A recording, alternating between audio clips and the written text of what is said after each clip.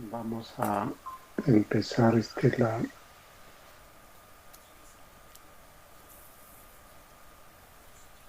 la clase de semiología que habíamos estado dando en la mañana, pero por motivos ajenos no pudimos realizarla. Eh, entonces vamos a retomar en forma rápida para efectos de que podamos compaginar mejor lo que habíamos hablado. La siguiente, por favor. Bien, entonces esto es lo que les había dicho, que normalmente la cabeza en el niño ocupa la cuarta parte de su talla. Siguiente. Entonces estos eran los huesos del cráneo, sobre todo el recién nacido y el niño pequeño, que nos permiten visualizar ahí espacios que se conocen como fontanelas y las suturas respectivas, ¿no? Vean ahí, por ejemplo, en la lámina del lado izquierdo se puede ver ahí la fontanela anterior o romboidal, ¿ya? O bregmática también. A ver si la siguiente.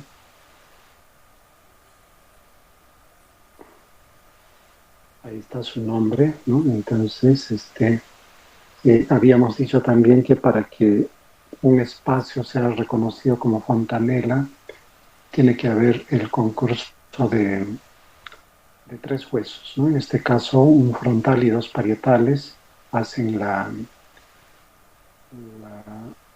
que pueda denominarse ese espacio fontanela. Y en la parte posterior, la fontanela posterior, la fontanela posterior o lambdoidea, que estaría conformado por los dos parietales y el occipital.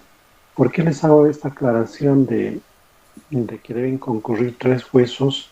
Porque en algunos textos ustedes van a encontrar una denominación de un espacio que se da entre los dos parietales, ya que la conocen como tercera fontanela, pero al no tener el concurso de tres huesos, entonces esta viene a ser una pseudo fontanela. Justo en el medio de la fontanela anterior y la fontanela posterior se ubica ese espacio, ¿no? Entonces, en algunos textos lo consideran muy bien como una pseudo fontanela, ¿ya? O una falsa fontanela. La siguiente.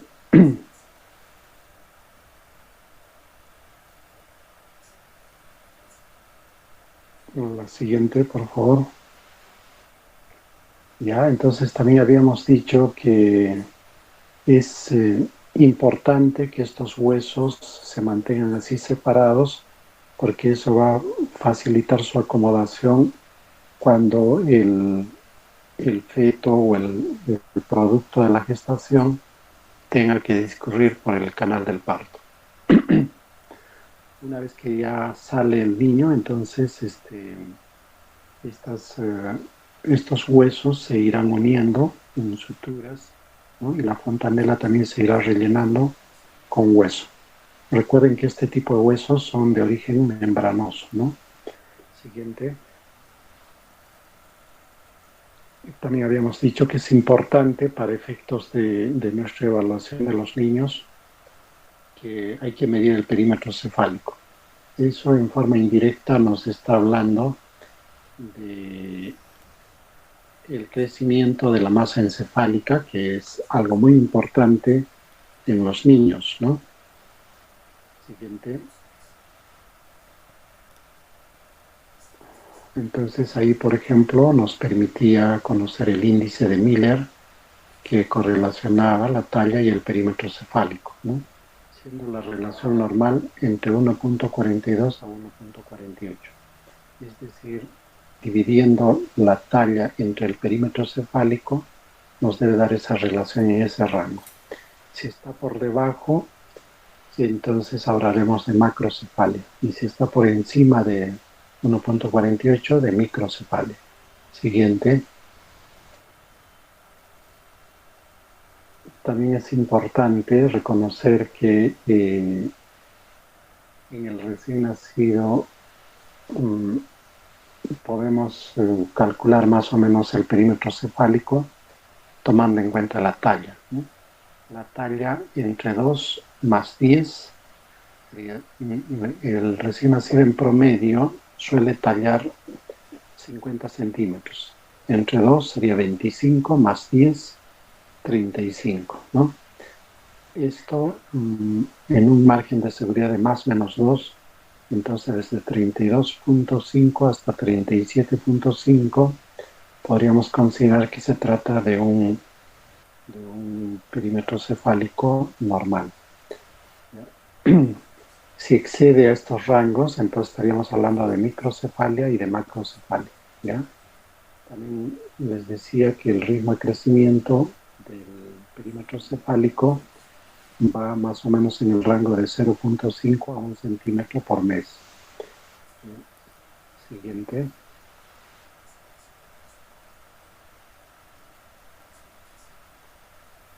La siguiente. Ya. Entonces es importante también que examinemos la forma del cráneo, porque eso le va a dar la forma a la cabeza. Ahí ustedes pueden ver el cráneo de un recién nacido normal, ¿no? Y es importante que ustedes conozcan o se familiaricen con esa forma, ¿no? Porque también van a encontrar diferentes formas de cráneo, como en la siguiente. Ahí, por ejemplo, decíamos que este es un cráneo que se conoce como escafocefalia, ¿ya? La siguiente, si lo vemos en el niño, ahí están viendo ustedes esa imagen donde está la flecha que nos está mostrando un niño con escafocefalia. Si lo vemos de perfil, siguiente, ¿no? Se va a ver así, algo así más o menos, ¿no? Entonces tenemos un tipo de cráneo que se llama escafocefalia, ¿ya? Este cráneo se produce por el cierre prematuro de las suturas que ustedes están viendo ahí, ¿no? Que ha hecho que el cráneo adopte esa disposición. Más o menos el equivalente, la escafocefalia, tiene su nombre justamente porque se parece a un pequeño botecito, ¿no? Si ustedes le hicieran un corte a ese cráneo y lo ponen, lo voltean, va a parecer como una pequeña balsita, ¿no? Una pequeña canoa. De ahí trae su nombre, ¿no? El estafa. Todo aquello que parece un barquito, un botecito, el prefijo griego es escafo, ¿no? Entonces, escafo significa justamente botecito, ¿no? Entonces, por eso recibe su nombre. En otros niños, ustedes van a encontrar este tipo de cráneo, que es un poco chueco, que se conoce con el nombre de plagiocefalia. La siguiente.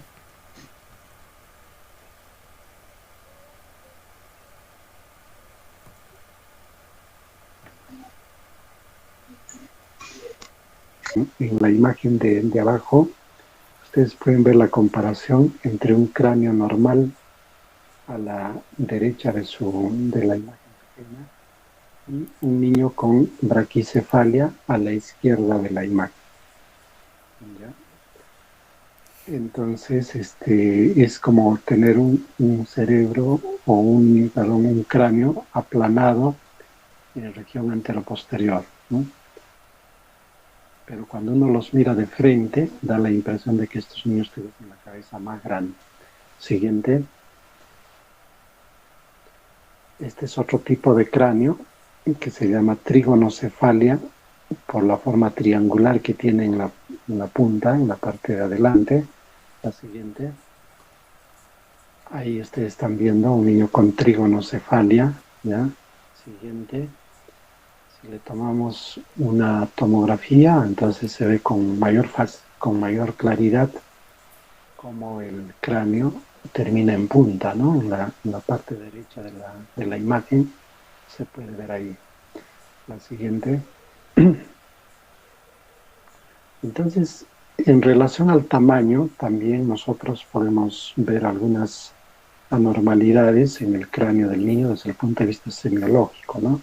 Tenemos los casos de macrocefalia, la siguiente, que pueden estar dados por hidrocefalia o hidranencefalia. Ahí ustedes ven evidentemente cómo el cráneo de ese niño es demasiado grande en proporción a la cara, ¿ya? Y esto es producido justamente por hidrocefalia o hidranencefalia, ¿no? Hay niños que no tienen nada de cerebro, solamente la parte basal, los núcleos basales, todo el resto está ocupado por líquido, ¿no? Siguiente. Ahí ven, por ejemplo, otro niño. En este niño sí tenía, por ejemplo, una hidranencefalia. La siguiente. También puede haber macrocefalia en niños que tienen mucopolisacaridosis. ¿Ya? Ese niño, por ejemplo, le ven con la cabeza más grande, pero también observen las facciones toscas que tiene, ¿no? La nariz, los labios, ¿no? Da la impresión de que fuese un niño de mayor edad, ¿no? Entonces, eso es debido a la infiltración de partes importantes de la cara por los mucopolisacáridos que este niño produce, ¿no? Siguiente. Ahí también lo ven, por ejemplo, es un niño con facciones toscas, ¿no? O sea, no, normalmente la cara de un niño no es así, ¿no? Y inclusive les cuento el caso de una oportunidad vino un niño con mucopolisacaridosis y una, neumo, una neumopatía complicada con derrame pleural y hubo bastantes dificultades en intubarle al niño para poder operarle de su problema pulmonar. ¿Mm? Siguiente. En el otro extremo tenemos la microcefalia, que puede ser una microcefalia verdadera. Siguiente. Entonces ahí ven ustedes esa niña eh, cuya cara proporcionalmente es más grande que su cabeza, ¿no? Siguiente. Ahí ustedes la pueden ver con mayor detalle.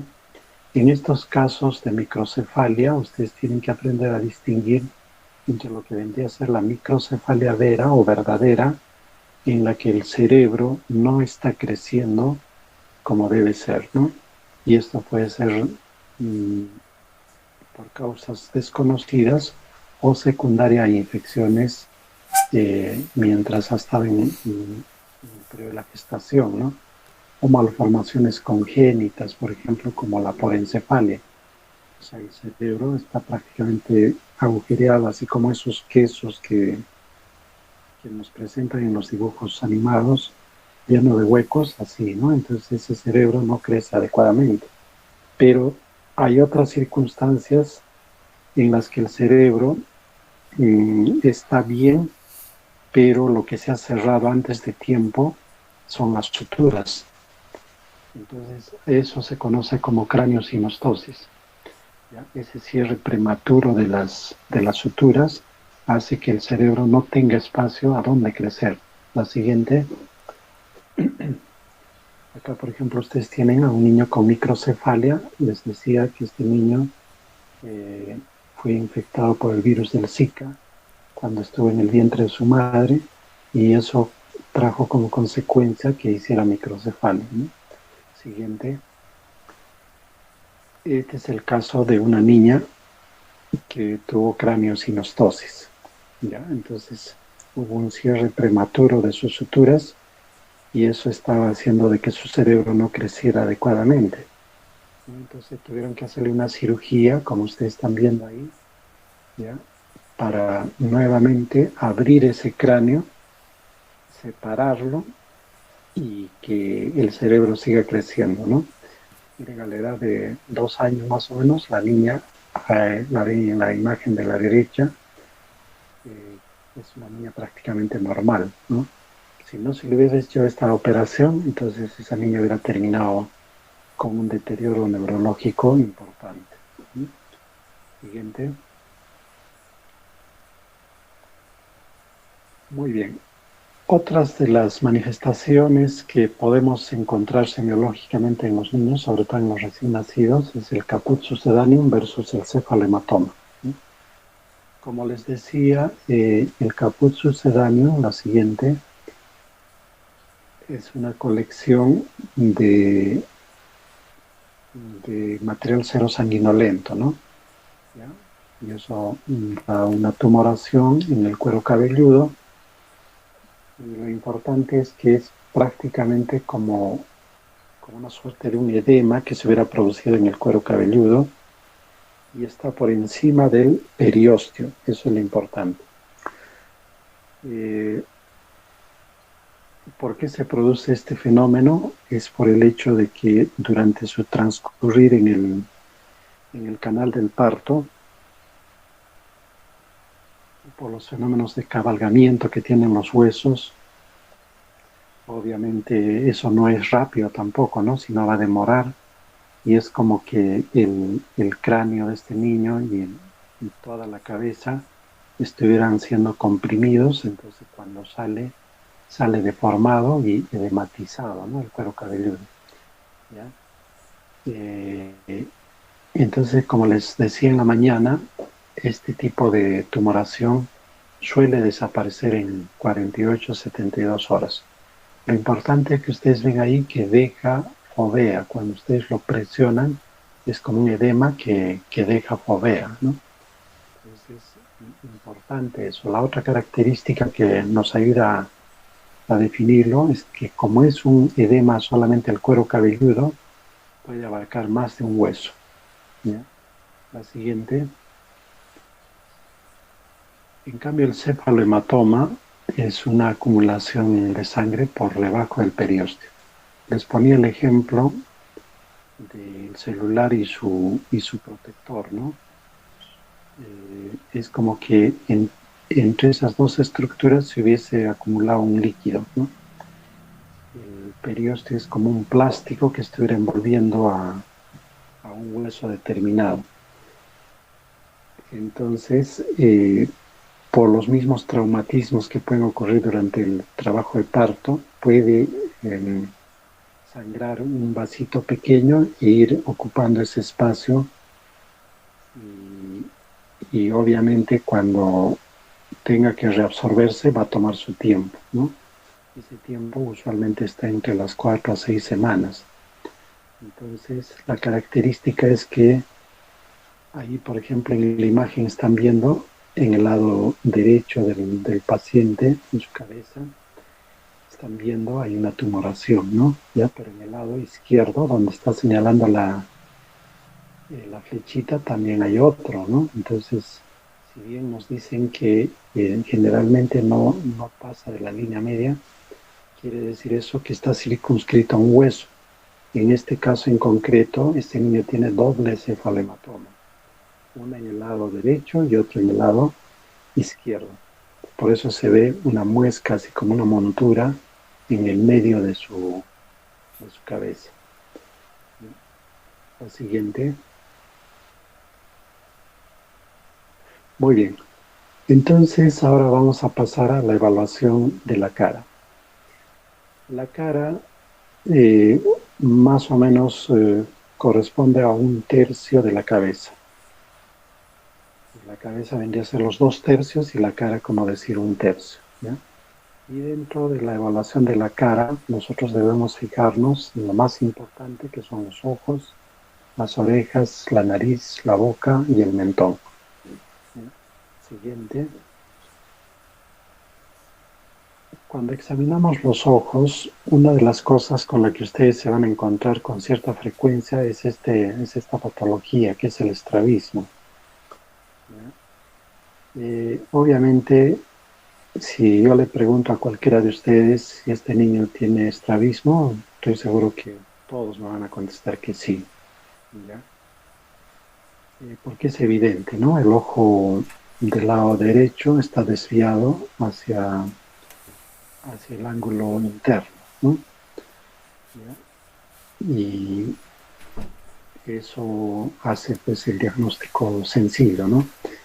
Pero sin embargo, para la siguiente, en este caso, por ejemplo, esta es una patología que se conoce como epicanto, ¿ya? Epicanto se conoce a ese repliegue del párpado en el lado derecho, a ver si con el puntero me ayudas, en el lado derecho, no, en el lado derecho del paciente. Ahí, ese repliegue en el ángulo interno, hay como una suerte de piel que es sobre redundada, ¿no? Ángulo interno del ojo. Esa parte, ¿no? El párpado es como que estuviera cubriendo toda la parte blanca de la esclerótica interna, ¿no? ¿Ya? Entonces a veces vienen niños así con epicanto y uno no sabe si es, además del epicanto, este niño tiene estrabismo o no, ¿ya? Entonces, ¿cómo se van a dar cuenta ustedes semiológicamente? Si le miran fijamente al niño, van a ver que el reflejo luminoso de una linterna que lo está alumbrando, ¿ya? Ahí en las pupilas, se encuentra justamente en el centro de ambas pupilas. ¿Lo llegan a ver? A ver, señálale con el puntero en el centro de la pupila. Ahí hay un reflejo, ¿no? Y en ambos ojos está en la parte central. Retrocede a la lámina anterior.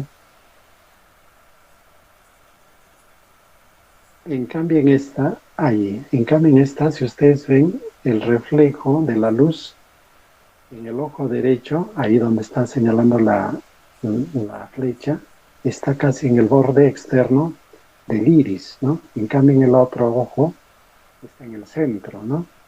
Entonces, esa es una maniobra bastante sencilla que a ustedes les va a ayudar a diagnosticar también el estrabismo, ¿no? Ustedes se paran delante de su paciente y con una linterna le alumbran, como decir, por encima de la nariz entre ambos ojos, ¿no? Ahí dirigen su foco luminoso. Y van a ver en los ojos el reflejo que se proyecta en ambos ojos, ¿no?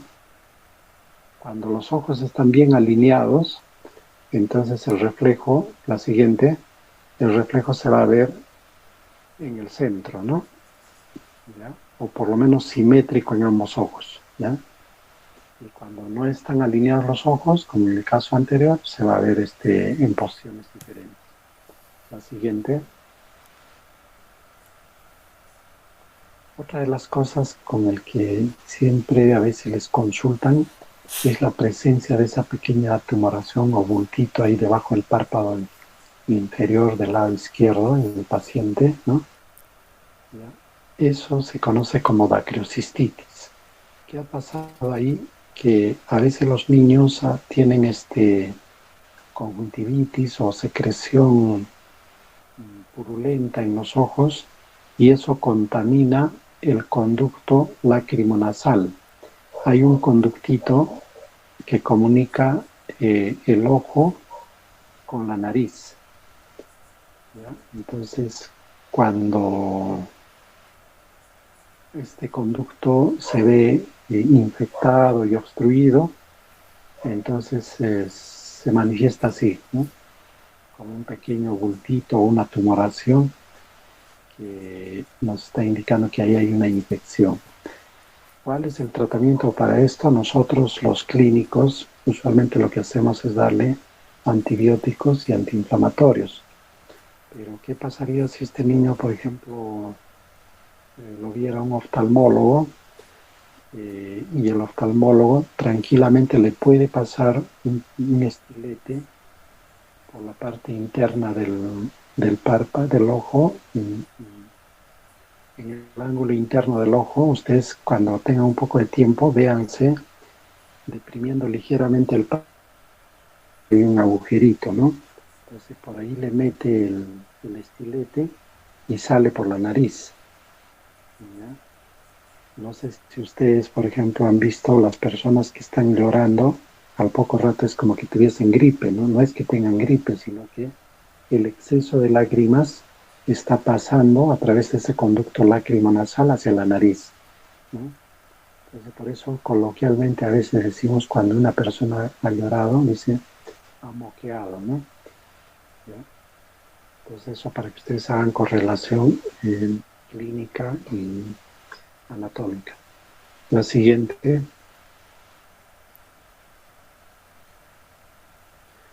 esta es importante que, que lo vean, ¿ya? Acá les he querido traer esta lámina para que ustedes se den cuenta que muchas veces podemos encontrar los niños con los ojos muy separados, ¿ya? Eh, Esos niños que les dicen que tiene cara de pescado, ¿no? Entonces, en una forma práctica, como ese rato ustedes no van a tener tablas ni nada para saber si los ojos están bien ubicados o están muy separados, es que se conoce como hipertelorismo. Entonces, guíense por esta imagen, ¿ya? La comisura de los labios, la parte externa de los labios, debe coincidir más o menos con las pupilas, ¿ya? No exactamente en el centro, pero sí con las pupilas, así como en la imagen, ¿ya? La siguiente,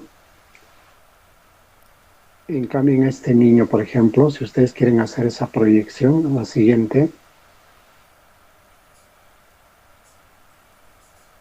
ahí por ejemplo les he graficado, miren la línea horizontal que pasa por el borde externo de la comisura está muy separada de la otra línea que vendría a ser la línea que se proyecta perpendicular de la pupila, ¿no?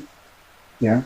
Entonces, este niño, ya con ese simple hecho, ustedes pueden decir que tiene hipertelorismo. ¿Ya? Lo correcto es que esas dos líneas estén lo más cercanas posibles. Eso desde el punto de vista de la simetría de la cara. La siguiente. También ustedes van a ver a niños que presentan este tipo de anomalía en la que se ve que las cejas pareciera que estuviesen en una sola línea, ¿no? O sea, como que estuvieran unidas ambas cejas, ¿ya? Esta situación se conoce con el nombre de sinofris o sinofridia, ¿ya? Que usualmente va asociada a malformaciones en otros órganos, ¿ya? Pero también puede ser una cuestión racial, la siguiente. Por ejemplo, esta niña, ninguno de ustedes va a decir que esta niña tiene alguna patología neurológica o de otro tipo, ¿no? ¿Ya? Y sin embargo tiene racialmente sus cejas como que fuesen una sola, ¿no? ¿Ya? Esa es una característica propia de su raza, ¿no? La siguiente, en cambio, no van a decir lo mismo de esta niña, ¿no? A simple vista, esta niña nos está dando la imagen de que tiene cosas patológicas, ¿ya? Esta patología se conoce como Cornelia de Lange, síndrome de Cornelia de Lange. Lange se escribe por si acaso. Esto va asociado a malformaciones cardíacas, fundamentalmente, ¿no? A retraso mental y simplemente con la visualización de su facies ustedes pueden ir ya adelantándose en el diagnóstico. Siguiente. También hay circunstancias en las que se van a ver con este tipo de malformaciones en la pupila, ¿no? Y que abarca el iris, ¿no? Da la impresión como que se hubiese rasgado el iris, ¿no? Y en algunos casos, este cuadro que se conoce como coloboma también está rasgada hacia arriba, ¿sí? Entonces, el ojo aparece así como una imagen romboidal, así al igual que los reptiles, ¿no? ¿Ya? O el gato, si ustedes han visto el gato, tiene los ojos así como una pupila en forma, ¿no?, romboidal, ¿no?, alargada. ¿Ya? Esa patología se conoce justamente como síndrome de ojo de gato. ¿Ya? Va asociada también a otras malformaciones en otros órganos y no es que se trate de un niño reptiliano ni nada de eso, sino simplemente está manifestando malformaciones que ustedes van a tener que tenerlos en cuenta cuando encuentren ese tipo de pupilas y el iris en esa disposición. Siguiente. Es importante, es importante que ustedes tengan presente esta patología, la leucocoria. Normalmente, a ver, yo les cuento, eh, hace algunos años cuando no se tenía todavía los celulares y no se podía tomar los selfies y todo eso, nosotros en nuestra juventud teníamos que tomarnos las fotografías con una cámara, ¿no? La cámara fotográfica. Y había que utilizar una película, ¿no?, que después se llevaba al estudio fotográfico para que lo revelen, ¿no? Y muchas veces había gente que regresaba desencantada porque en la foto aparecía con los ojos rojos, ¿no? O sea, la pupila de color rojo, ¿no? Y muchas de esas fotos se tenían que descartar, ¿no? Porque no había forma de arreglarlas, ¿ya? Esos ojos rojos que se veían en esas fotografías simplemente lo que estaba indicando era que esos ojos estaban en muy buen estado de salud, ¿no? Estaban sanos, ¿ya? Eh, entonces, normalmente ustedes cuando están haciendo semiología de los ojos, con con el aparato que les sirve para ver el fondo de ojo, ustedes pueden alumbrar en una habitación oscura hacia los ojos y van a ver el reflejo del ojo rojo, que es lo normal, ¿ya? Cuando ustedes encuentran ese reflejo de ojo rojo, entonces pueden estar tranquilos y decir que esos ojos están bien. Pero si ustedes encuentran una opacificación o un reflejo de ojo de color blanco, de ahí viene su nombre, de leuco, leuco quiere decir blanco, entonces ese ojo está anormal, ¿no? Puede ser un problema de la córnea, ¿no? Puede ser un problema del cristalino, ¿no? ¿Ya? Una catarata congénita, o lo que es peor, puede ser la manifestación de, de una tumoración de la retina, ¿ya? El retinoblastoma. Y, y ese diagnóstico tienen que hacerlo en las primeras evaluaciones, porque si se deja pasar, a veces el niño nace y ustedes no le han hecho ese reflejo y viene a su control, qué sé yo, al mes de vida, ya ese ojito va a estar perdido, porque esa tumoración, el retinoblastoma, crece rápidamente y llega a perjudicar considerablemente al ojo. Inclusive si pasa un poco más de tiempo, ya prácticamente se deforma toda la cavidad orbitaria y el niño pierde la visión de ese ojo, ¿no? Entonces, ustedes tengan presente eso para que no se olviden de hacerle el reflejo del ojo rojo. Es relativamente sencillo, pero es bueno que lo hagan. La siguiente. Obviamente no se olviden de siempre evaluar la agudeza visual en los niños, ¿no?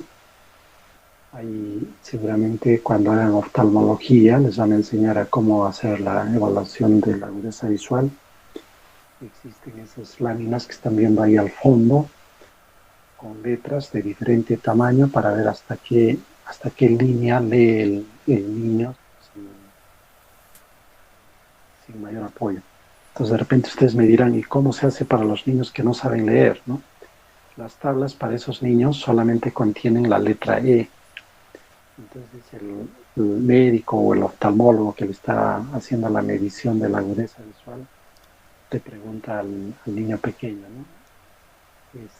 ¿A dónde están apuntando las patitas? Entonces el niño con su manito va indicándole en qué dirección están las prolongaciones de la letra E, ¿no? Es una manera sencilla de saber medir la agudeza visual en los niños. La siguiente. El otro punto que debemos evaluar son las orejas y los oídos, ¿ya? Ahí en la figura les he traído esa imagen de un niño con síndrome de Alaguille. Este niño tiene, como pueden ver ahí en la imagen, las orejas grandes y la nariz ligeramente incurvada, ¿no? Ustedes lo van a ver en los libros como orejas de Dumbo, nariz de pajarito, ¿ya? Entonces, siempre estén ustedes observando la facies de los niños para ver si corresponde o no con alguna anomalía congénita. La siguiente, ahí por ejemplo, este es un niño, la foto de un niño que tiene síndrome de Alaguille. Si pueden ver, las orejas son más grandes y la nariz tiene una forma aguileña, ¿no? Y si observan con más detenimiento van a ver una coloración medio amarillenta de la piel. Justamente es porque en este síndrome va asociado a problemas hepáticos, ¿no? Hay problemas en la columna y también en algunos textos mencionan que hay costillas supernumerarias, ¿no? Entonces, es importante que ustedes lo tengan presente. Siguiente. Algo que también es frecuente y sobre todo en nuestra población es la presencia de esos pequeños apéndices preauriculares, pequeños bultitos delante de las orejas, o a veces también van a ver como pequeñas depresiones, como agujeritos delante de las orejas. Ese tipo de malformaciones hay que tomarlas en cuenta porque pueden ir asociadas a malformaciones en el aparato urinario, ¿ya? Entonces, cuando ustedes vean así apéndices o depresiones o fositas delante de la oreja, soliciten una prueba de orina, una ecografía de los riñones, porque no vaya a ser que esté manifestándose a través de esos signos un problema renal que puede tener complicaciones más adelante. La siguiente. Obviamente, cuando estén evaluando las orejas y los oídos, siempre es bueno. Ahora hay bastante facilidad para hacer, por ejemplo, la timpanoscopía, ¿no? ¿Ya? No es como antes que solamente el otorrino lo podía ver. Ahí, por ejemplo, ustedes están visualizando un tímpano y hay un montón de estructuras con sus nombres que habría que reconocer, ¿no? Pero eso le vamos a dejar para el otorrino, para el especialista. ¿Qué cosa es entonces lo que ustedes van a ver como médicos, futuros médicos generales? Solamente el triángulo luminoso, eso que está en la parte inferior. ¿Ya? Hay una flechita ahí que está apuntando a una parte luminosa. A ver, no sé si con el puntero me pueden ayudar.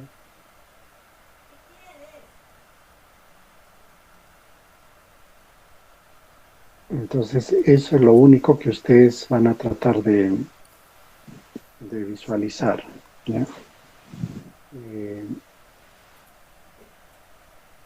Muchas veces el conducto auditivo no es tampoco digamos, recto que nos permita visualizar a simple vista, ¿no? A veces hay que hacer, jalar la oreja en diferentes direcciones para poder visualizar mejor el tímpano, ¿ya? Como ayuda, les puedo decir que, por ejemplo, para visualizar el tímpano de un adulto, el adulto es grande, ¿no? Entonces hay que tirarle la oreja hacia arriba, ¿ya? En cambio, en el niño, como es pequeño, entonces hay que tirarle hacia abajo para que el conducto auditivo se ponga un poco más horizontal, ¿no? Y puedan visualizar adecuadamente el tímpano. La siguiente, obviamente, no se olviden también de evaluar la audición en los niños. ¿Cómo van a ser?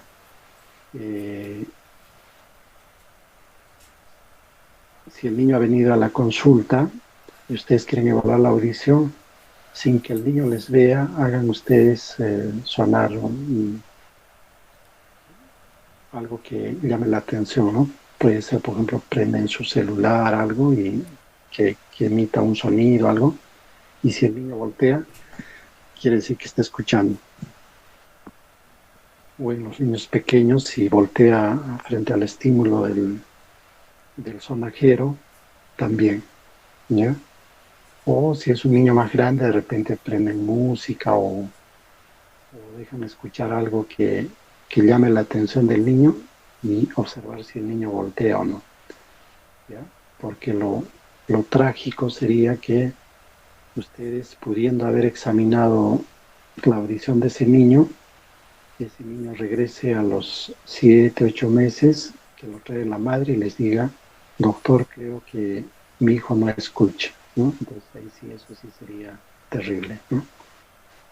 Entonces nada les cuesta hacer esas pequeñas pruebas para que ustedes se cercioren de que el niño efectivamente escucha. La siguiente. También igual en la nariz tenemos que observar, ¿no?, que la nariz esté permeable. A veces hay pequeñas membranitas que obstruyen la nariz y para eso, para cerciorarnos de que la nariz está permeable, a veces es bueno pasarle una pequeña sondita nasogástrica y eso, si ustedes lo introducen todavía un poco más, puede llegar hasta el estómago y ya les estaría descartando que el niño también no tiene atresia de esófago, ¿ya? Porque los niños apenas nacen, a veces presentan atresia de coanas, ¿no? Entonces, es una pequeña membranita ahí que le impide respirar adecuadamente. Y muchas veces el niño está respirando con dificultad porque, si lo ven, los niños cuando nacen son respiradores nasales, ¿ya? Y si tienen obstruida la nariz, ya sea por esa membrana o por secreciones, van a tener bastante dificultad respiratoria. Y a veces eso nos hace confundir y pensamos que el niño tiene una neumonía que lo ha adquirido en el vientre materno o en el momento en que ha nacido y se ha aspirado líquido amniótico, tantas cosas que podemos imaginarnos. Siguiente.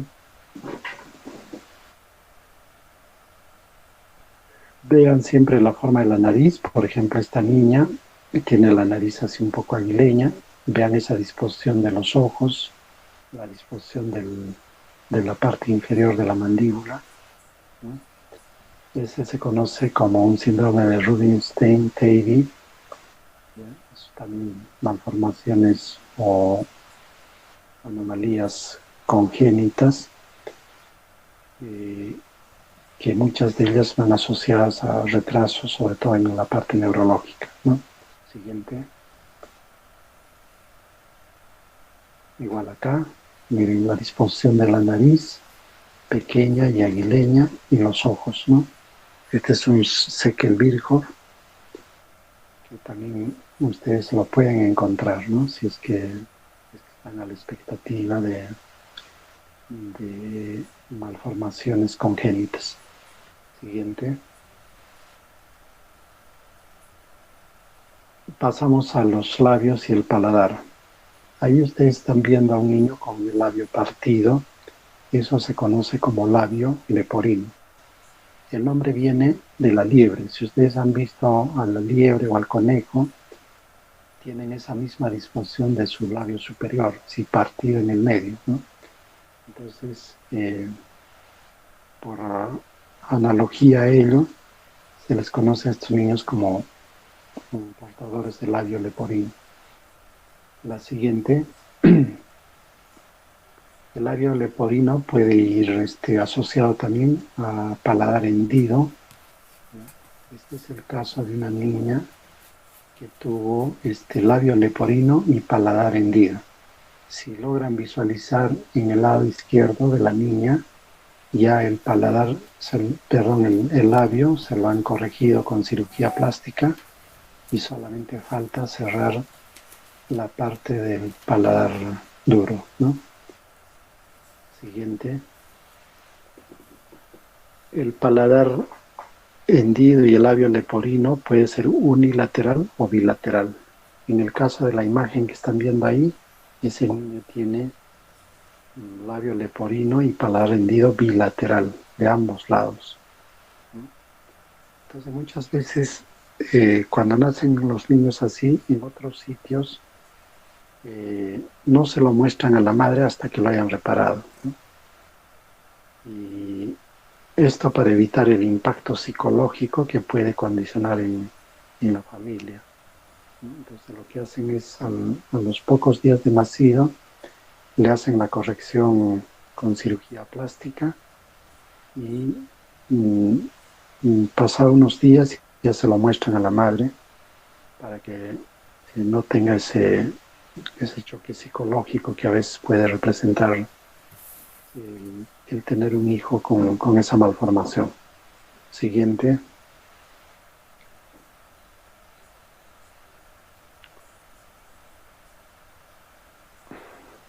En la boca también se pueden ver pequeños acúmulos blanquecinos, ahí como cabecitas de alfiler. Son las perlas de Epstein, ¿ya? Sobre todo en las encías superiores. Esas perlas de Epstein o pequeños acúmulos de células blancas no tienen ninguna significación patológica y tampoco son dientes que están erupcionando ni nada de eso. Entonces ustedes se van a dar cuenta fácilmente porque son exactamente del tamaño de la cabeza de un alfiler. La siguiente.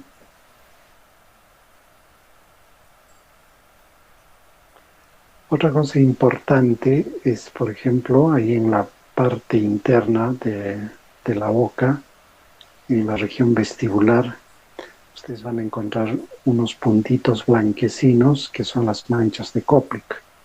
Estos son indicativos del sarampión. De repente ustedes me dirán, pero ¿por qué nosotros tendríamos que reconocer esto si hasta donde sabemos el sarampión ya está erradicado de nuestro país? Es verdad, estaba erradicado en nuestro país, pero con esto de la migración de población de otros países, venezolana sobre todo, que tenían sus esquemas de vacunaciones incompletos, nuevamente está habiendo un brote de sarampión. Entonces, antes de que aparezca la erupción cutánea, aparece la erupción en las mucosas, ¿no? Como puntitos blancos ahí en el vestíbulo lateral de la boca. Y con eso ustedes pueden sospechar de que ese niño va a tener una erupción de sarampión, ¿no? Ya los médicos antiguos, cuando les llevaban a los niños que habían hecho fiebre en la noche y todo eso, entonces le miraban la boca y buscaban esos puntitos, las manchas de Koplik. Y si encontraban, le decían, no te preocupes, más tarde le van a aparecer los granos del sarampión. Y dicho y hecho, ¿no? Aparecía el brote del sarampión. Entonces, ustedes es bueno que lo tengan presente por si en algún momento tengan que hacer el diagnóstico del sarampión. Siguiente. Otra cosa que es frecuente en los niños es esto de acúmulos blanquecinos ahí en la boca, que puede corresponder al muguet, ¿ya? El muguet es un hongo que, que se ve así como están viendo en la parte interna de los labios, ¿no? O a veces también en la misma boca, la lengua está así llena de una suerte de secreción blanquecina, ¿no?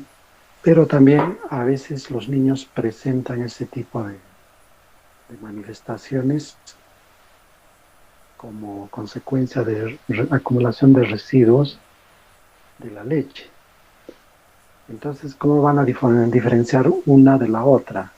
Muy sencillo, agarran un bajalenguas y con eso tratan de raspar ese acúmulo de esas secreciones, ¿ya? Si se desprende con facilidad, quiere decir que simplemente acúmulo de restos de leche, ¿ya? Pero si al tratar ustedes de separar no se puede separar o inclusive a veces sangra, lo más probable es que se trate de el muget, ¿ya? Siguiente.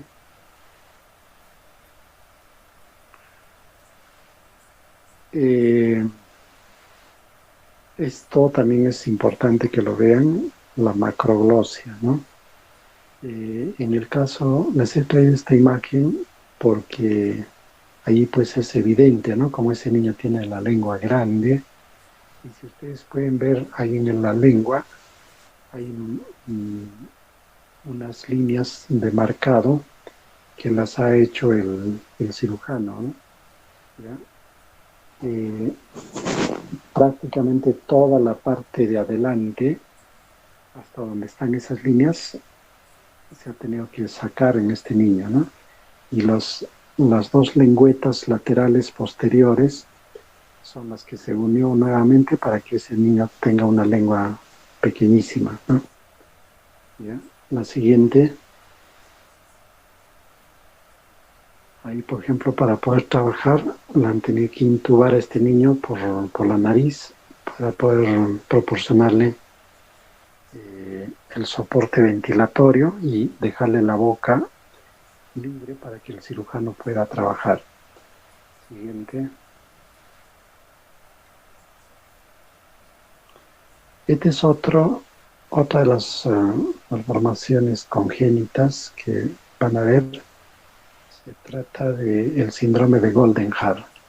Esa niña no es que tenga una sonrisa permanente, sino que, si ustedes pueden ver en el lado derecho de la niña, tiene también unos apéndices ahí que se confunde con un pequeño aretito de repente, ¿no? ¿Ya? Estas niñas tienen la malformación en todo el maxilar superior e inferior. Y lo bueno de esta patología es que no tiene compromiso neurológico, es decir, neurológicamente estos niños están muy bien. Entonces, esa malformación se puede solucionar con cirugía plástica y con el apoyo de traumatología, ¿no? No sé si hay una imagen de tomografía, a ver la siguiente. Vean ahí, por ejemplo, esa niña, miren cómo está totalmente destrozada la parte derecha de su maxilar, ¿no? Entonces, ahí tienen que participar en la reconstrucción el cirujano maxilofacial, ¿no? Y después el cirujano plástico para la parte estética. La siguiente.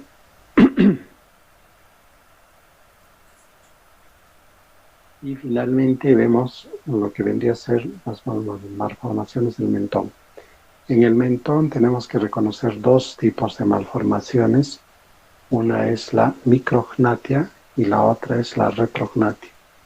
La micrognatia quiere decir que el niño prácticamente no tiene mentón, como en este caso no se le ve un mentón visible. Y la retrognatia, la siguiente, es cuando el niño sí tiene mentón, pero está tirado para atrás. Retrognatia, ¿no? ¿Ya? Entonces muchas veces estos niños que tienen retrognatia, eh, por el desplazamiento que tiene del maxilar inferior hacia atrás, pueden tener problemas en la vía respiratoria, ya que ese desplazamiento hace que se produzca obstrucción de la vía aérea, ¿no? Entonces también va asociado a algunas malformaciones congénitas como el síndrome de Pierre-Robin, Treacher-Collins. Siguiente.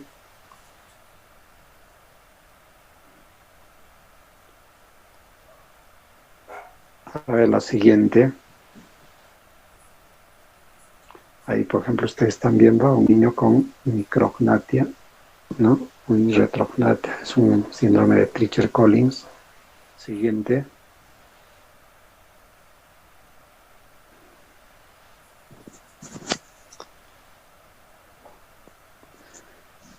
Muy bien, entonces con eso a grandes rasgos les hemos dado las patologías que ustedes pueden observar desde el punto de vista semiológico, ¿ya?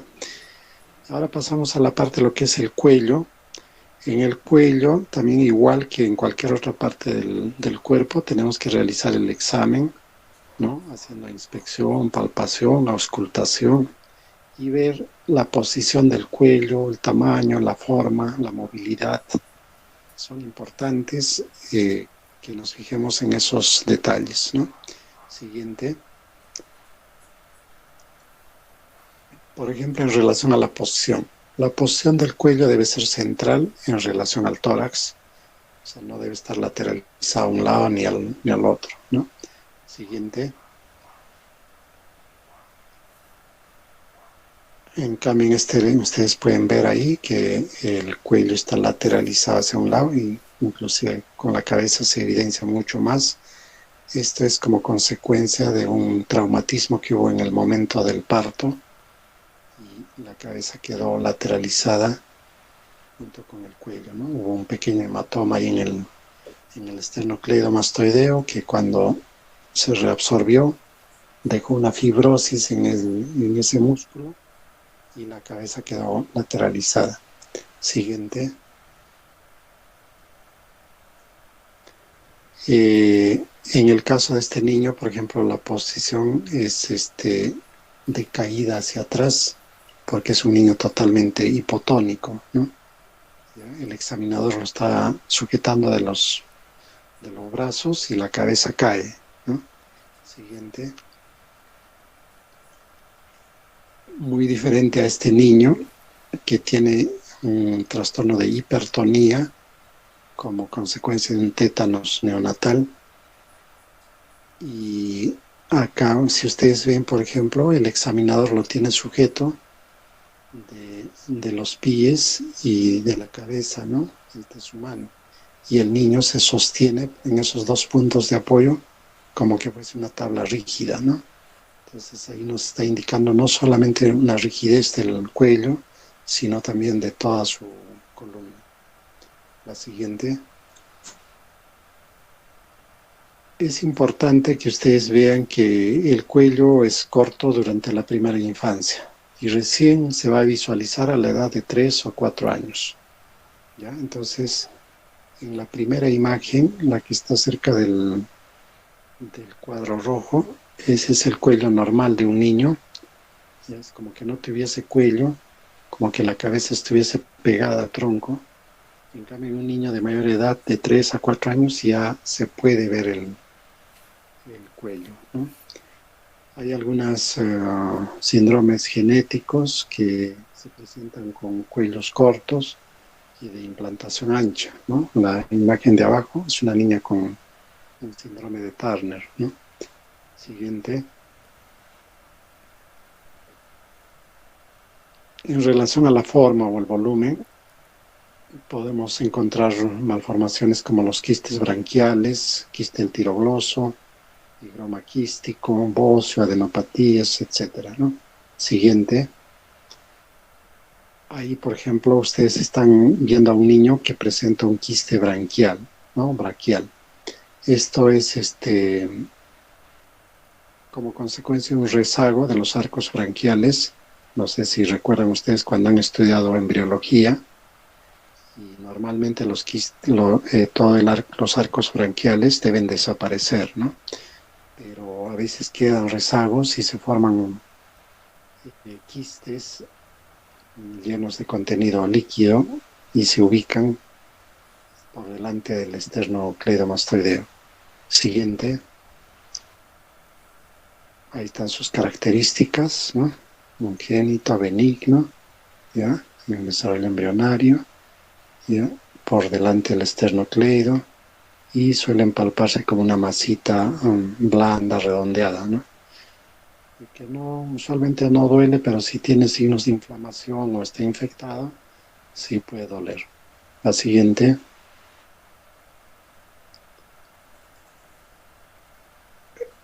Ya, esta más bien es un quiste del tirogloso, es en la parte anterior. No es que el niño tenga una manzana de Adán, ¿no? Sino que este es un rezago de el conducto que, que se forma durante el desplazamiento de la tiroides. Acuérdense que embriológicamente la tiroides se origina en la parte posterior de la lengua y de ahí va migrando hacia su ubicación final, que es en el cuello, ¿no?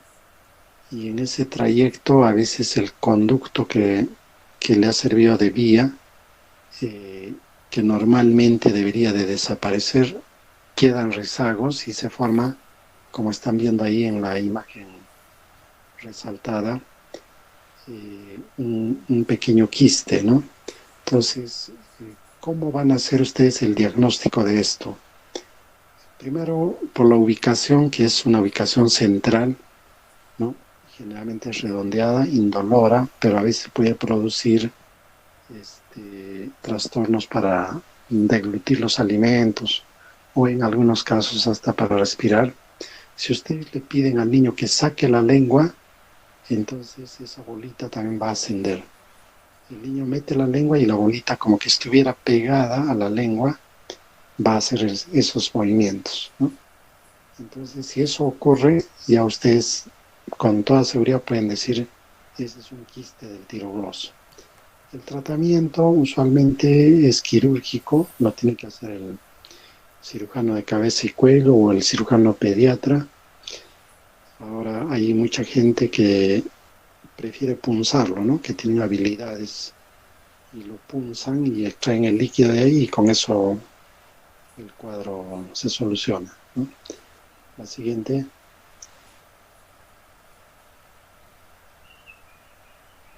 Hay otras tumoraciones como esta, por ejemplo, del higroma quístico, ya que es una malformación congénita dependiente de los vasos linfáticos, ¿no?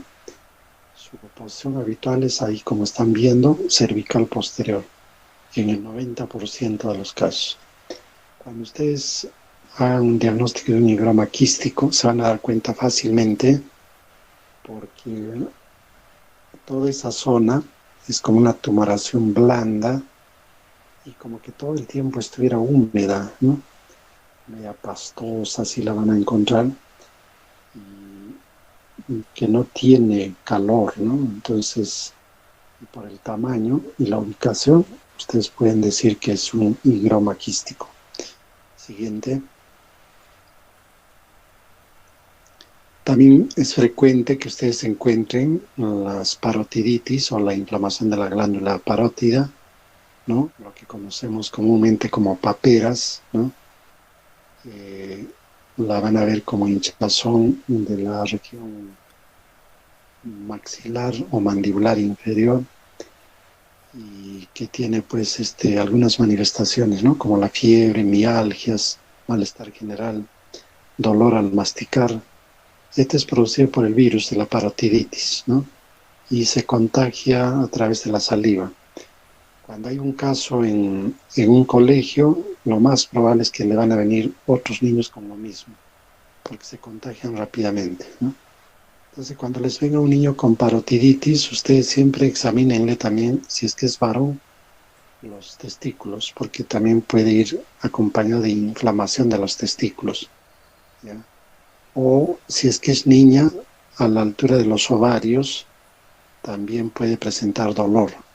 O también el dolor puede estar a la altura más o menos del mesogastrio y el epigastrio, ahí justo en esa unión donde está ubicado el páncreas, que también suele inflamarse con el mismo virus. La siguiente. El tratamiento es simplemente con sintomáticos, y si ustedes quieren prevenir eso, existe pues la triple vírica, ¿no? Que protege contra paperas, sarampión y rubéola. Los ganglios cervicales. ¿Qué tenemos que decir en relación a los ganglios cervicales? En los recién nacidos apenas son palpables, ¿ya? Y durante la infancia los ganglios cervicales se pueden palpar siempre. Para que ustedes lo consideren normal, tienen que ser menores de 1 centímetro. Si tiene más de 1 centímetro, entonces esos ganglios ya necesitan una evaluación mayor. Siguiente. Entonces ahí los ganglios están ¿cómo se llama? Divididos por grupos. El grupo 1, que vendría a ser el submandibular o submentoniano, que tiene ahí en la parte blanca una lista de todas las zonas que desaguan, ¿no? ¿Ya? Este grupo ganglionar es importante porque muchas veces cuando ustedes, digamos, hacen aspirar el contenido o le sacan un ganglio de esa zona porque ha venido con una inflamación, les pueden informar la siguiente, como que han encontrado Mycobacterium, ¿no? Entonces, a veces los que no saben dicen, es tuberculosis, y no es así. Ya, ese es el Mycobacterium, no tuberculosis. Después tenemos el yugular superior o el grupo 2, que también tiene su propia zona de drenaje. La siguiente, el grupo 3, ya, yugular medio, también con su zona de drenaje. El grupo 4, el yugular inferior, ¿no? Con zona de drenaje. Todas esta cadena de ganglios están ubicadas sobre el músculo esternocleidomastoideo. Y el grupo 5 es importante, la siguiente, porque está ubicado en el triángulo posterior, es decir, por detrás del músculo esternocleidomastoideo. ¿Por qué es importante para nosotros este grupo 5? Porque es ahí donde se va a asentar la tuberculosis ganglionar, ¿ya? O la linfadenitis tuberculosa. Entonces, correlacionen, ¿ya? En nuestro país es importante la tuberculosis, siempre la tenemos que tener presente. Así como cuando les preguntan cuál es el grupo más importante de cumbia en el Perú, ustedes dicen el grupo 5, entonces igual acá, ¿ya? Relacionar ambos para que más o menos quede ahí en su disco duro de por qué tenemos que tener importante este quinto grupo de ganglios. Y finalmente el grupo 6, que vendría a estar en la parte anterior, siguiente, ¿ya? En el compartimiento anterior. Ahí es donde se inflaman los ganglios cuando hay casos de faringitis, de faringoamigdalitis, etc. Siguiente. También ahí es importante tener en cuenta los linfomas, ya sea el linfoma no Hodgkin como el linfoma Hodgkin, porque muchas veces hemos recibido en el hospital pacientes que les han diagnosticado como una adenitis cervical y les han iniciado tratamiento como para gérmenes comunes, pero no han remitido, ¿no? Les cuento el caso concreto de una niña de 5 años que el médico que lo vio inicialmente le diagnosticó como adenitis cervical.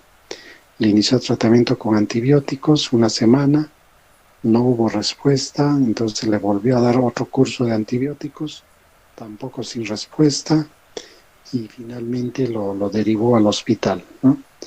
en el hospital se le volvió a dar otro curso y al ver que no respondía, entonces se tuvo que hacer biopsia de ese ganglio. Y cuando se hizo la biopsia resultó que era un linfoma de Hodgkin, ¿no? Siguiente.